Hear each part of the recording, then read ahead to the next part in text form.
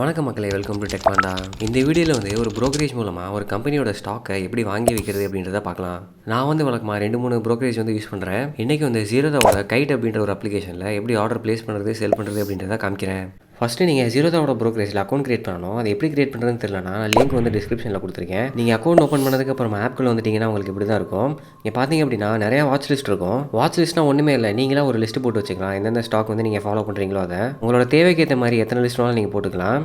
அடுத்ததாக கீழே அந்த போர்ட்ஃபோலியோ அப்படின்றத கிளிக் பண்ணி அப்படின்னா உள்ளுக்கு நீங்கள் எந்தெந்த ஸ்டாக்லாம் வாங்கியிருக்கீங்களோ அதெல்லாம் உங்களுக்கு காட்டும். நீங்கள் வாங்குகிற ஸ்டாக்கு, கோல்டு, பாண்டு எல்லாமே இதில் தான் காட்டும். அதுக்கு மேலே எவ்வளோ ப்ராஃபிட் பண்ணியிருக்கீங்க, இல்லை லாஸ் பண்ணியிருக்கீங்க, மொத்தம் எவ்வளோ அமௌண்ட் இன்வெஸ்ட் பண்ணியிருக்கீங்க, எல்லா டீட்டெயிலும் காட்டிடும். ஒரு லாஸ்ட்டில் கீழே ரைட் சைடில் உங்களோட ப்ரொஃபைல் இருக்கும். அதை கிளிக் பண்ணிங்க அப்படின்னா அதில் ஒரு ஆப்ஷன்ஸ்லாம் காட்டும். இந்த இடத்துலலாம் நீங்கள் ஃபண்டு எல்லாமே ஆட் பண்ண முடியும். அதில் ஃபண்டு அப்படின்ற ஒரு டேப் இருக்குது. கிளிக் பண்ணிங்கன்னா இங்கே வந்துடும். இப்போ போனீங்கன்னா ஈக்விட்டி, கமாடிட்டி அப்படின்ற ஆப்ஷன் காட்டும். ஏன் அப்படின்னா நான் 2 செக்மெண்ட் ஆக்டிவேட் பண்ணி வச்சிருக்கேன். ஆனால் நம்ம இப்போ ஈக்விட்டி மட்டும் தான் பார்க்க போகிறோம். அது ஒன்றுமே இல்லை, ஸ்டாக்ஸ் தான். கமாடிட்டினா வேறு ஒன்றும் இல்லை, அந்த க்ரூட் ஆயில், கோல்டு அதெல்லாம் ட்ரேட் பண்ணுவாங்க. ஓகே, இப்போ நீங்கள் ஆட் ஃபண்டு கொடுத்தீங்க அப்படின்னா அதில் எவ்வளோ அமௌண்ட் அப்படின்னு கேட்கும். இப்போதைக்கு நான் வீடியோ சும்மா 100 ரூபா போட்டு காட்டுறேன். கூகுள் பேலையோ பேங்க் ட்ரான்ஸ்ஃபரும் நீங்கள் எது வேணால் பண்ணிக்கலாம். நான் கூகுள் பேயில் பண்ணுறேன். நீங்கள் பேமெண்ட் பண்ணிட்டீங்க அப்படின்னா உங்களுக்கு ஆப்லேருந்து நோட்டிஃபிகேஷன் வரும், மெசேஜ் வரும், அப்புறம் மெயில் கூட வரும். அதுக்கப்புறமா நீங்கள் ஆப்குள்ளே போய்ட்டு அந்த பேஜை ரெஃப்ரெஷ் பண்ணிங்க அப்படின்னா நீங்கள் எவ்வளோ அமௌண்ட் போட்டிருக்கீங்களோ அது அப்டேட் ஆயிரும். ஓகே, இப்போ நீங்கள் அமௌண்ட் ஆட் பண்ணிட்டீங்க. இப்போ மறுபடியும் உங்களோட வாட்ச் லிஸ்ட் போய்ட்டு ஸ்டாக்ஸ் சர்ச் பண்ணலாம். என்கிட்ட பார்த்தீங்கனாலே இப்போ மொத்தமாக 100 ரூபா தான் இருக்குது. ஸோ எந்த ஒரு ஸ்டாக்கும் 100 ரூபாய்க்குள்ளே இருக்கோ அதை தான் நான் வாங்க முடியும். ஓகே, இப்போ நான் ஒரு ஸ்டாக்கை தேடி பார்க்குறேன், அதோட விலை எப்படி இருக்குது அப்படின்னு.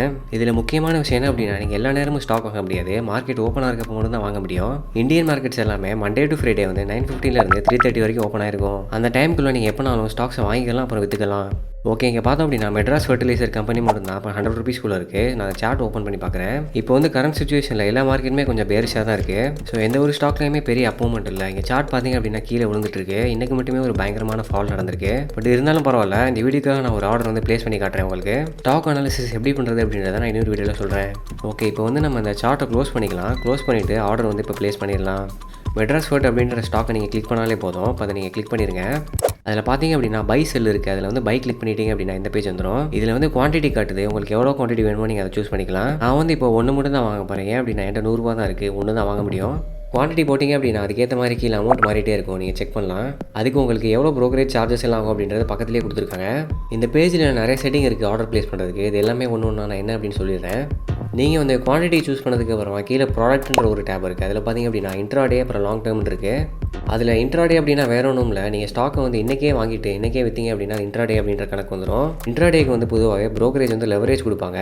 லெவரேஜ்னா ஒன்றும் இல்லை, நீங்கள் ஸ்டாக்கை ப்ரோக்கரேஜோட ஃபண்டை வச்சு நீங்கள் ட்ரேட் பண்ணிக்கலாம். இங்கே பார்த்தீங்க அப்படின்னா ஒரு ஸ்டாக்கை நீங்கள் 17 ரூபா இருந்தாலே வாங்கிக்கலாம். ஆனால் லாங் டேர்முக்கு அப்படி கிடையாது. நீங்கள் ஸ்டாக்கை எப்போ நீங்கள் செல் பண்ணுறீங்களோ அப்போ தான் செல் ஆகும். நீங்கள் இது பல மாதத்துக்கு பல வருஷத்துக்கு நீங்கள் ஹோல்ட் பண்ணிக்கலாம். அது மட்டும் இல்லை, இதுக்கு லெவரேஜ்லாம் கிடையாது. உங்கள்கிட்ட எவ்வளோ காசு இருக்கோ அதை மட்டும் வச்சு தான் நீங்கள் வாங்க முடியும்.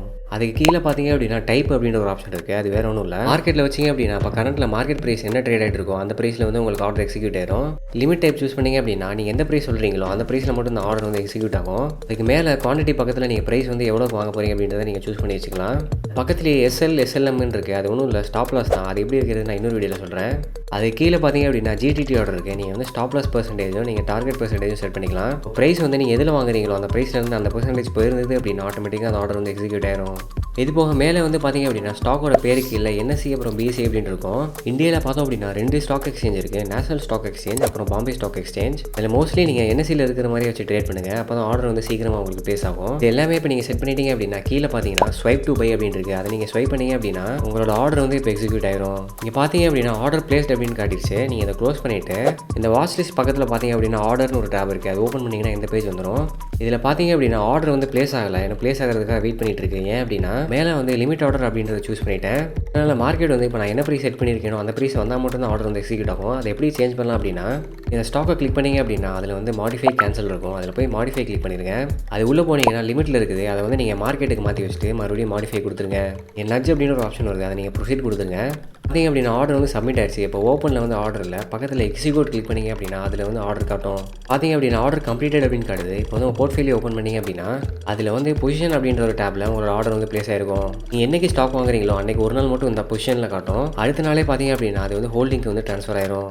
ஓகே, இப்போ வந்து நீங்கள் அந்த வாங்கின ஸ்டாக்கை வந்து எப்படி செல் பண்ணுறது அப்படின்னு பார்த்துக்கலாம். இப்போ வந்து அந்த ஸ்டாக்கை கிளிக் பண்ணிங்க அப்படின்னா அதில் வந்து ஆடு எக்ஸிட் அப்படின்னு இருக்கும். அதில் வந்து எக்ஸிட் கிளிக் பண்ணிட்டீங்க அப்படின்னா அந்த செல் பேஜுக்கு உங்களை கூட்டிகிட்டு போயிடும். இப்போ வந்து நீங்கள் எல்லாம் கரெக்டாக இருக்கான்னு பார்த்துட்டு ஸ்வைப் டு கொடுத்தோன்னே பார்த்தீங்கன்னா ஆர்டர் வந்து எக்ஸிக்யூட் ஆயிடுச்சு, கம்ப்ளீட் ஆயிடுச்சு. இப்போ அந்த ஸ்டாக் வந்து நீங்கள் வித்துட்டீங்க. இப்போ மறுபடியும் ஃபண்ட் டேபுக்கு போயிட்டு செக் பண்ணீங்க அப்படின்னா அந்த அமௌண்ட் வந்து உங்களுக்கு கிரெடிட் ஆயிரும் அக்கௌண்ட்டில். வழக்கமாக ப்ரோக்கரேஜ் அமௌண்ட்லாம் பிடிச்சிட்டு உங்களுக்கு மீதி அமௌண்ட் வந்து கிரெடிட் ஆயிரும். இதில் வந்து பார்த்தீங்க அப்படின்னா சார்ஜஸ்லாம் ரொம்பவே கம்மி, அதனால 100 அப்படின்னு மட்டும் தான் காட்டுது. இப்போ வந்து உங்கள் ஹோல்டிங்கில் நீங்கள் ஹோல்ட் பண்ணிட்டு இருக்கிற ஸ்டாக் எப்படி விற்கிறது அப்படின்னு பார்க்கலாம். அதே மாதிரி அந்த ஸ்டாக்கை கிளிக் பண்ணீங்க அப்படின்னா அதில் ஆட் எக்ஸிட் இருக்கும். அதில் வந்து நீங்கள் எக்ஸிட் கிளிக் பண்ணீங்க அப்படின்னா அதே மாதிரியே உங்களை இந்த பேஜ் கூட்டிகிட்டு வந்துடும். இங்கே வந்து நீங்கள் ப்ரைஸ் எல்லாமே செக் பண்ணிவிட்டு நீங்கள் ஸ்வைப் டு செல் கொடுத்துடலாம். இதுலேயும் ப்ரொசீட் கொடுத்துட்டீங்க அப்படின்னா அந்த ஸ்டாக் வந்து இப்போ உங்களுக்கு செல் ஆயிரும். ஆர்டர் வந்து கம்ப்ளீட் ஆயிடுச்சு. இன்னைக்கு ஈவினிங் வரைக்கும் அந்த ஸ்டாக் வந்து உங்களோட போர்ட்ஃபோலியோவில் இருக்கிற மாதிரியே காட்டும். நாளைக்கு பார்த்தீங்க அப்படின்னா இந்த பொசிஷன் எல்லாமே காணாமல் போயிடும், உங்களுக்கு ஃப்ரெஷ்ஷாக இருக்கும். இப்போ வந்து நீங்கள் உங்களோட அந்த ஃபண்ட் டேபுக்கு போய் பார்த்தீங்க அப்படின்னா அதில் டெபிட் ஆன அமௌண்ட் வந்து அங்கே வந்து கிரெடிட் ஆயிருக்கும். பார்த்தீங்க அப்படின்னா அமௌண்ட் வந்து கிரெடிட் ஆயிடுச்சு. ஸோ இந்த மாதிரி தான் ஒரு ஸ்டாக் ப்ரோக்கர் ஆப்பில் வந்து நீங்கள் ஒரு பை ஆர்டரோ இல்லை செல் ஆர்டரோ நீங்கள் ப்ளேஸ் பண்ணணும். ஆல்மோஸ்ட் எல்லா ஆப்லேயுமே ப்ராசஸ் வந்து இதே தான். யூசர் இன்டர்ஃபேஸ் மட்டும் கொஞ்சம் மாறும். வீடியோ பிடிச்சிருந்தா யூஸ்ஃபுல்லாக இருந்தது அப்படின்னா ஒரு லைக் பண்ணிடுங்க. நம்ம சேனலுக்கு இப்போ தான் வரீங்கன்னா மறக்காமல் சப்ஸ்கிரைப் பண்ணிடுங்க.